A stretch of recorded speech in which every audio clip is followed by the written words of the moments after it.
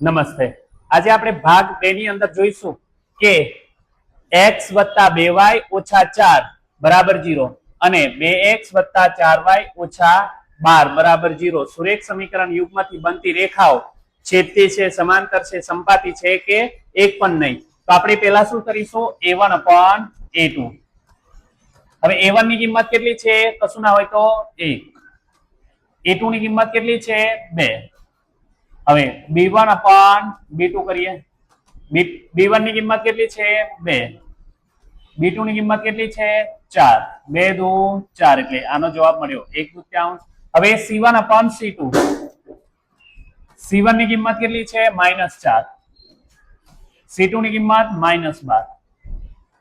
Minus minus cancel, 4 × 3 = 12. તો આનો જવાબ મળ્યો 1/3. હવે તમે જોઈ શકો છો કે આપણને મળ્યું a1/a2 = b1/b2 not = c1/c2. એનો મતલબ આપણે કઈ રેખા મળે? સમાંતર રેખા મળે. હવે એક્ઝામ્પલ નંબર 6.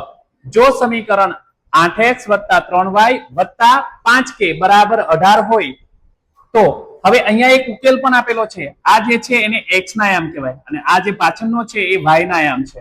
હોય તો આપણે k ની કિંમત શોધવાની છે. ઓપ્શન આપણને આપેલા છે 8 છે, 4, 2 કે 5. હવે આપણે શું કરીશું? તો x દેખાય છે ત્યાં આપણે 1 મૂકીશું, y દેખાય છે ત્યાં આપણે 0 મૂકીએ અને k ની કિંમત શોધવાની કોશિશ કરીએ. આપણને જે આપેલું છે લખીએ 8x + 3y + 5k = 18.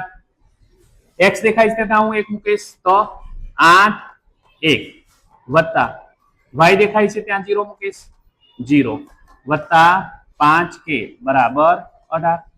હવે 8 × 8 3 0 0 એટલે લખવાની જરૂર છે નહીં. વધ્યા 5k = 18. હવે k ને કરતા બનાવશે તો પ્લસ છે, બરાબર ની પેલ બાજુ જશે તો માઈનસ એટલે 18 - 8 5k બરાબર 18 માંથી 8 જાય તો 10. હવે k ને કરતા બનાવવા માટે ગુણાકારમાં છે, બરાબર ની આ બાજુ હશે તો ભાગાકારમાં એટલે k = 10/5. 5 × 2 = 10 એટલે k ની કિંમત કેટલી મળી? 2. તો આપણો ઓપ્શન નંબર સી સાચો.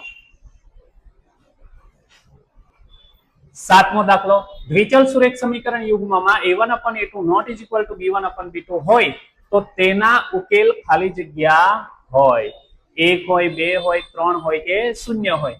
હવે a1/a2 not = b1/b2 કીધું હોય તો જવાબ શું મળે? 1. હવે અહીંયા આપણને આપેલું છે 4x + 3y = 24 ની રેખા અને x અક્ષના છેદ બિંદુના યામ ખાલી જગ્યા છે.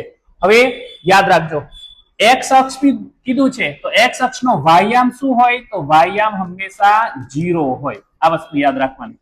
હવે આ બધામાં આપણે કિંમત મૂકીએ તો 4x + 3y = 24. હવે y ની જગ્યાએ હું 0 મૂકીશ એટલે 4x + 3 0 = 24. કોઈ પણ સંખ્યાને 0 વડે ગુણો અથવા ભાગો, જવાબ શું થઈ જાય? 0 બરાબર 24. હવે વધ્યા 4x = 24. મારે x ના યામ શોધવા છે, x અક્ષ. તો આ ગુણાકારમાં છે, બરાબર ની પેલ બાજુ જશે તો ભાગાકારમાં એટલે 24/4. 6 × 24 એટલે x ના યામ શું મળ્યા આપણને? 6 અને y ના યામ શું છે? 0 એટલે જવાબ શું થવો જોઈએ? 6 0. તો ઓપ્શન નંબર સી આપણો જવાબ.